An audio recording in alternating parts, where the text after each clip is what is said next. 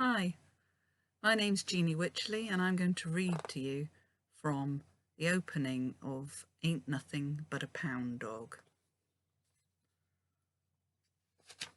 Prologue. Speak to none other than me. That's what she'd said. Or at least that's what he'd heard. Afterwards, he often thought that perhaps her words had been lost in translation. She'd spoken English with old Joe, with a well-to-do accent that conjured images of high tea, cricket on the green, and glasses of Pimm's at garden parties, on great rolling lawns laid out in front of ornate stately homes. But when she uttered those words to him, they didn't come out in any language he recognised.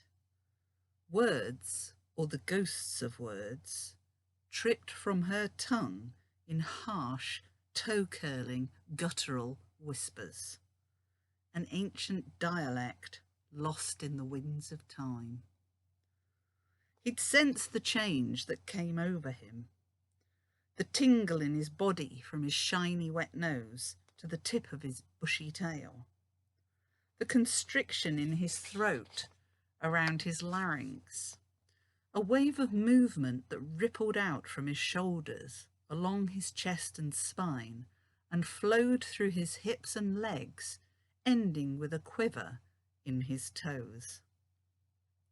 He jerked as though pulled upright, then skittered backwards, hardly daring to look the woman in the eye, although he had a sense of her size. She was tall, helped by the elegant red shoes with stiletto heels, and boy, she was pointy. Pointy elbows, pointy nose.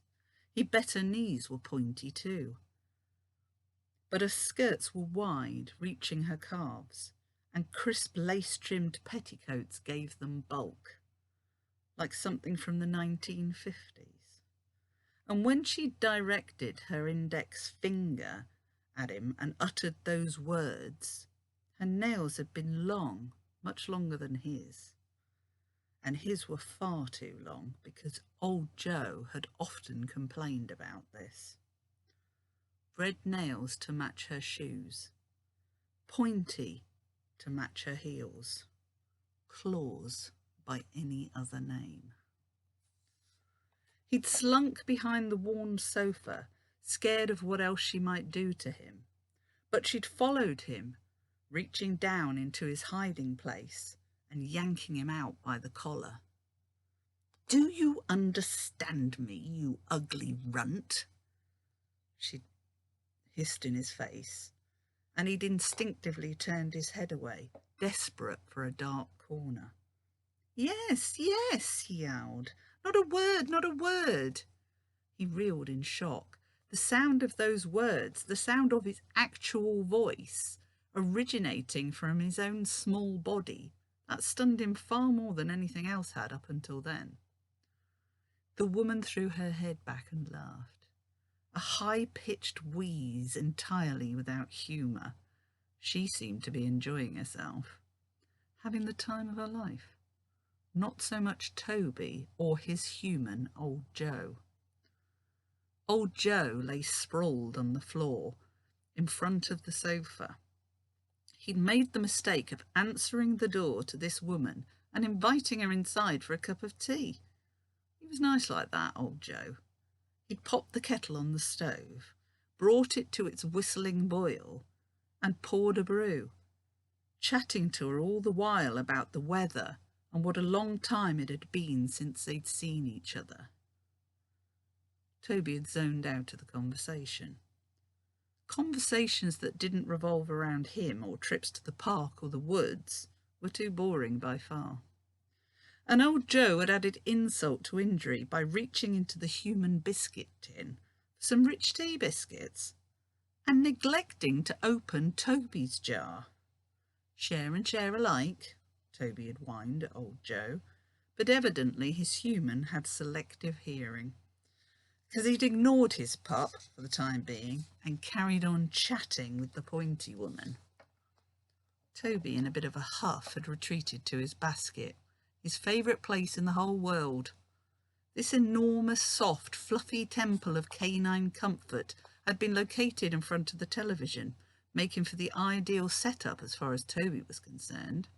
If he lay one way, he could watch all the wildlife programmes. He particularly liked wildlife programmes that included tigers. And if he lay the other, he could keep an eye on old Joe. Toby, still only 12 months old, had studied his human intensely in the months since old Joe had brought him home. He knew that when old Joe moved his John Lennon glasses and folded them neatly, he would slip them into his hard leather spectacle case and close it with a pleasing snap.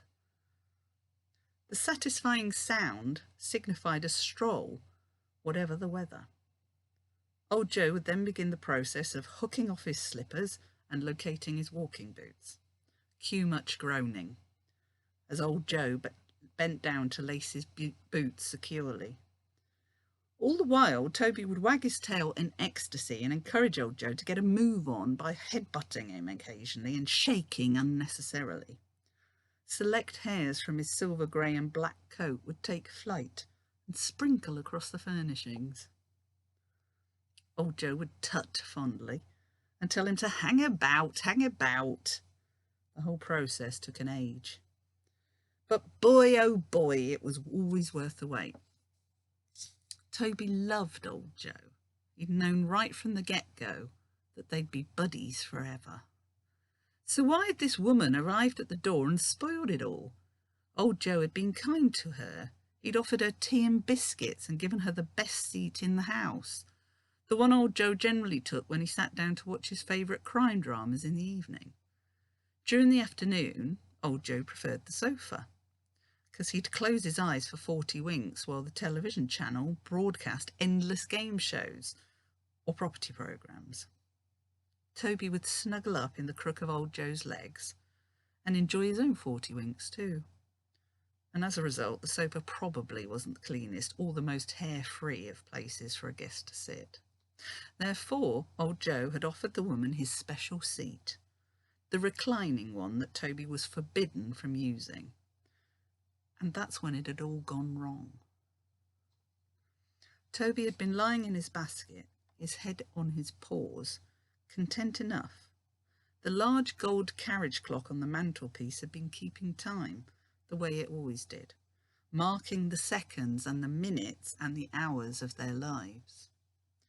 The woman had been sitting on the special chair, and then as old Joe had walked out of the kitchen towards them, carrying a tray containing the teapot and a couple of mugs and a plate of biscuits and the milk jug, the woman had casually kicked her handbag, a great black leather affair with shiny gold buckles, into the old man's path. Joe hadn't seen any hint of danger coming. A little unsteady on his feet at the best of times, he tripped and fallen forwards. The tray flew through the air, the teapot and the jug suspended in the atmosphere.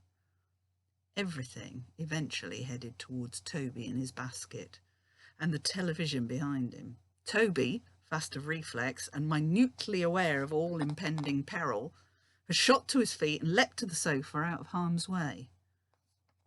Or so he thought. As the tray clattered against the television screen and the teapot and mug shattered on the floor, the milk jug exploded, splashing milk within a 6-foot radius. Normally, Toby would have been straight in there, tongue at the ready, on a mission to help old Joe clean up the spillages. But not this time. This time things were very different. Old Joe smacked into the heavy coffee table. He screeched in pain, a shriek that chilled Toby's blood. But even this wasn't as scary as the sound of violent clicking and the splintering of old bones as Joe fell onto his side and fractured his pelvis and thigh bone. Toby quivered on the sofa, caught between his fear of the noise and the sudden viciousness of the situation, and his desire to dive to old Joe's aid. Everything can be mended with a good face washing and a canine kiss after all. But just as he made the brave decision to jump from the sofa and rush to old Joe's aid, the woman had turned his way and directed her pointy claw at him. And no, she hadn't spoken in a tongue he recognised, and yet still he had understood her. "Speak to none other than me." That's what she'd said. And that's when he'd become a spellbound hound.